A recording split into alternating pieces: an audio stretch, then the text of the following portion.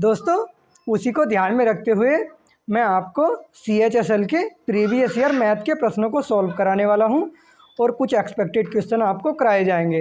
दोस्तों आपको प्रतिदिन तो कह नहीं सकते, लेकिन आपको वीडियो लगातार मिलती रहेगी। किसी दिन CHSL पर वीडियो आपको मिलेगी और किसी दिन UP पुलिस पर आपको कंप्लीट मैथ कराया जा रहा है, तो उस पर आपको वीडियो मिलने वाली है। दोस्तों यदि आपका सपोर्ट बना रहा तो आपको कंटिन्यू वीडियो मिलने वाली है। तो दोस्तों यदि वीडियो आपको पसंद आती है तो आप वीडियो को लाइक कर दीजिए और हमारे चैनल को सब्सक्राइब कर लीजिए। दोस्तों आइए बढ़ते हैं आज के पहले प्रश्न की ओर। हमें दिया गया है, एक व्यक्ति ने 30 खराब मशीनें 1000 रुपये में खरीदी। उसने उसकी मरम्मत कराकर उन्हें 300 रुपये प्रति मशीन की दर से बेच दिया। उसे 150 रुपये प्रति मशीन का लाभ प्राप्त हुआ। उसने मरम्मत पर कितने रुपये खर्च किए, हमें बताना है। दोस्तों प्रश्न में हमें दिया गया है कि 30 खराब मशीनें हैं। 30 ऑब्जेक्ट मान लीजिए, कोई ऑब्जेक्ट कितने हैं आपके पास 30, और आपसे कहा गया है कि मशीनें 1000 रुपये में ख़रीदी गई हैं। अर्थात इन 3 का CP कॉस्ट प्राइस कितना हमें दिया गया है, 1000 रुपये। दोस्तों आगे प्रश्न में हमें दिया गया है कि उसने उसकी मरम्मत कराकर उन्हें 300 रुपये प्रति मशीन की दर से बेच दिया। उसने उनकी मरम्मत कराई है और कुछ रुपए मरम्मत पर खर्च किए होंगे, लेकिन दोस्तों हमें वही खर्च बताना है कि कितना खर्च हुआ था। हमें प्रश्न में दिया गया है कि 300 रुपये प्रति मशीन पर हमने सेल करी है, तो 30 मशीनें थी और एक मशीन का सेलिंग प्राइस हमें प्रश्न में बताया है कि 300 रुपये है। तो टोटल सेलिंग प्राइस हमें कितना मिलने वाला है, 3 तिया 9, अर्थात 9000 रुपये हमें टोटल प्राप्त हो गए हैं। दोस्तों हमारे पास इस बार 9000 रुपये हैं और 1000 रुपये हमने खर्च किया था शुरू में जब हमने परचेज़ करी थी, तो हमें टोटल 8000 रुपये का इस समय प्रॉफिट दिखाई दे रहा है, यदि मैं इसकी मरम्मत का खर्च नहीं निकालता हूं। दोस्तों हम मरम्मत का खर्च इसका किस प्रकार निकालेंगे, प्रश्न में आगे दिया गया है उसने 150 रुपये प्रति मशीन का लाभ प्राप्त हुआ है। उसे 150 रुपये प्रति मशीन का लाभ प्राप्त हुआ है और मशीन कितनी थी, 30 मशीन थी। दोस्तों यदि मैं जानना चाहूँ शुद्ध लाभ उसका कितना होगा, 15 तिया 45, अर्थात 4500 रुपये उसका शुद्ध लाभ है। और हमें यहाँ दिख रहा है कि 8000 रुपये शुद्ध लाभ है। इसका मतलब कि इसमें मरम्मत का खर्च शामिल है। दोस्तों इन रुपये में से यदि मैं शुद्ध लाभ घटा देता हूँ तो हमें जो उसने मरम्मत पर खर्च किया था वो वैल्यू आ जाएगी। तो हम इसे घटा देते हैं 4500 रुपये में से, सॉरी साथियों 8000 में से 4500 रुपये हम घटा लेते हैं, तो हमें 3500 रुपये मिल जाएंगे। दोस्तों यह रुपये उसने मरम्मत पर खर्च किए थे, यही हमारा आंसर होगा। विकल्प नंबर बी आपका सही उत्तर है। आशा करता हूँ प्रश्न आपकी समझ में आया होगा। तो दोस्तों नेक्स्ट क्वेश्चन की ओर बढ़ते हैं।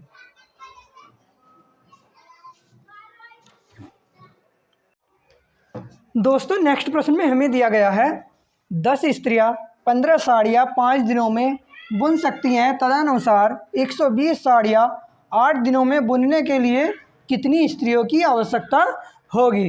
दोस्तों इस प्रश्न को आप MDH से कर लीजिए। MDH मतलब कि मैन, दिन और आवर, जितना समय होता है वह ऊपर होता है और जो वर्क होता है उसे आपको नीचे रखना होता है। तो आइए करते हैं इस प्रश्न को। हमें दिया गया है कि 10 स्त्रियाँ, अर्थात कि मैन को प्रेजेंट करेगी, वुमेन है, तो 10 स्त्रियाँ ऊपर रख लेंगे, मल्टीप्लाई में 15 साड़ियाँ, मतलब कि वर्क है ये, तो वर्क को आप नीचे रख लीजिए। दोस्तों 5 दिनों में बुन सकती है, यह दिन है तो दिन आपके ऊपर आने वाले हैं, बराबर तदनुसार 120 साड़ियाँ। दोस्तों वर्क है तो आप नीचे रखोगे और 8 दिनों में दिन है अर्थात ऊपर रखेंगे और मल्टीप्लाई में कितना है, बुनने के लिए कितनी स्त्रियों की आवश्यकता होगी, अर्थात आपको वुमेन की संख्या बतानी है। दोस्तों जो करता है काट लेते हैं और आंसर हमारे सामने होगा। हमने 15 से इसे काटा 120 को, तो 8 टाइम कट जाएगा और 8 से 8 कैंसिल हो जाएगा। W बराबर 10 पंजे 50, अर्थात कि इस काम को करने के लिए 50 स्त्रियों की आवश्यकता होने वाली है, यही हमारा आंसर होगा। विकल्प नंबर डी सही है। तो आशा करता हूँ प्रश्न आपकी समझ में आया होगा। दोस्तों नेक्स्ट क्वेश्चन की ओर बढ़ते हैं।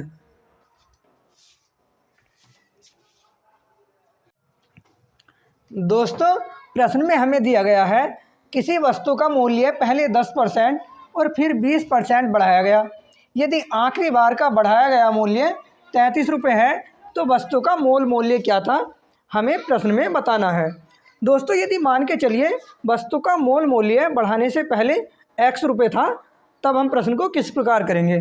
मान लिया कि वस्तु का मूल मूल्य x रुपये है, यही हमसे पूछा गया है कि वस्तु का पहले मूल मूल्य क्या था।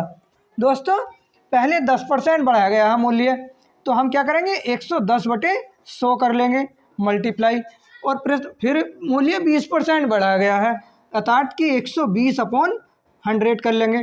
और दोस्तों बढ़ाने के बाद मूल्य कितना बताया गया है, आखिरी बार 33 रुपये हो गया है अर्थात कि ये सब मूल्य बढ़ने के बाद जो मूल्य प्राप्त हुआ हमें 33 रुपये है। दोस्तों थोड़ा लैंग्वेज इस प्रकार लिखी गई है प्रश्न की कि हम थोड़ा घूम जाएंगे कि यदि आखिरी बार का बढ़ाया गया मूल्य 33 रुपये है, बस इस लाइन ने आपको कंफ्यूज किया होगा। लेकिन प्रश्न यही कहना चाहता है कि बढ़ने के बाद का जो मूल्य है 33 रुपये है। बस अब इसे कैलकुलेट कर लेते हैं और हम अपने आंसर तक पहुंच जाएंगे। हमें x की वैल्यू फाउंड करनी है। दोस्तों शून्य से शून्य काट लीजिए, यह शून्य इस शून्य से कैंसिल हो जाता है। अब दोस्तों x की वैल्यू निकालने के लिए हमें क्या प्राप्त होगा, ऊपर तो यह दोनों शून्य इसके साथ लग जाएंगे अर्थात कि 3300 ऊपर हमें प्राप्त हो गया, और नीचे 11 × 12 हमें प्राप्त हो गया है।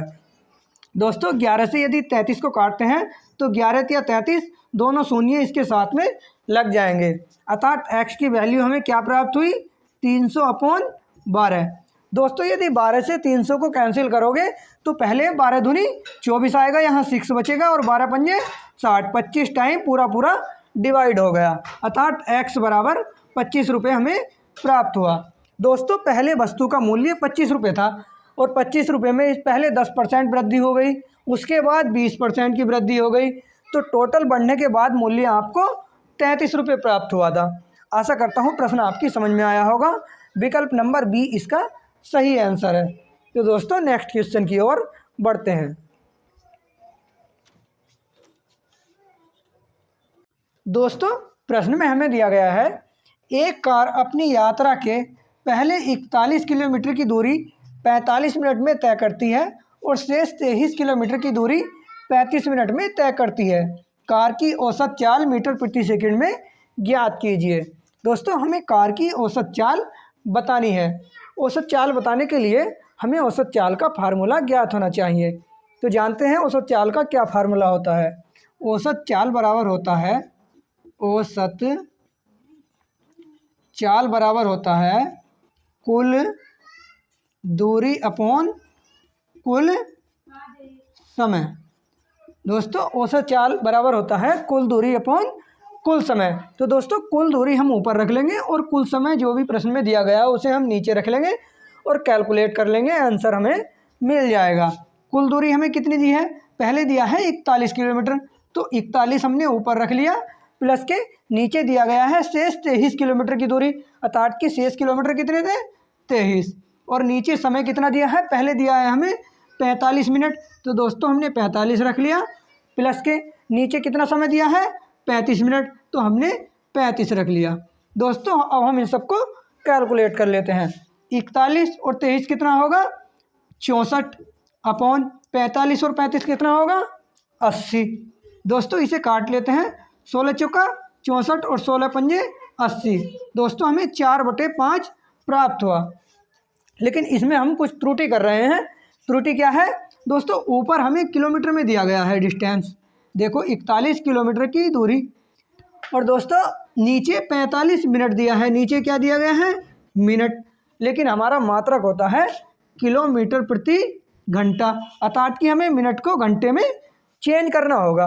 तो दोस्तों हम क्या करेंगे 4/5 और नीचे 60 से भाग दे देंगे 5 को, तो यह 60 यहाँ से हट के ऊपर की ओर घूम जाएगा अर्थात कि यहाँ पहुँच जाएगा।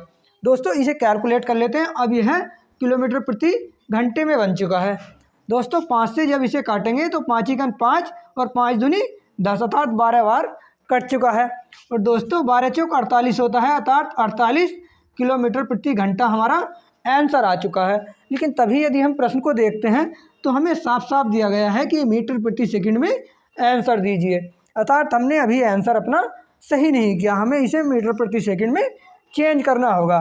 तो दोस्तों 48 को मीटर प्रति सेकंड में हम कैसे चेंज करेंगे, इसकी 5/18 से हम मल्टीप्लाई कर देंगे। जब भी आपको किसी भी संख्या को मीटर प्रति सेकंड में बनाना होता है तो 5/18 से करते हैं। दोस्तों ये क्यों 5/18 से ही क्यों करते हैं, इसको भी विस्तार से बताया जाएगा, लेकिन इस समय वेस्ट करने से कोई फ़ायदा नहीं है। आपको कंप्लीट मैथ में सब कुछ समझा दिया जाएगा। दोस्तों 6 तिया 18 और 6 अट्ठे 48 होता है। तो हमें क्या मिला, 8 पंजे 40/3। दोस्तों अब हम इसे भाग दे लेंगे। तो हमने भाग दिया तो 3 एकड़ 3 प्राप्त हुआ, यहाँ 10 हो गया है और 3 तिया 9 होता है। तो अभी आपके पास 1 शेष रह गया है, तो 1 ऊपर आ जाएगा और नीचे 3 था तो 3 आ जाएगा। अर्थात आपको आंसर के रूप में 13 सही 1/3 मीटर प्रति सेकंड प्राप्त हो गया है। यही आपका आंसर होगा। दोस्तों विकल्प नंबर डी सही आंसर होगा। तो आशा करता हूँ प्रश्न आपकी समझ में आया होगा। दोस्तों नेक्स्ट क्वेश्चन की ओर बढ़ते हैं।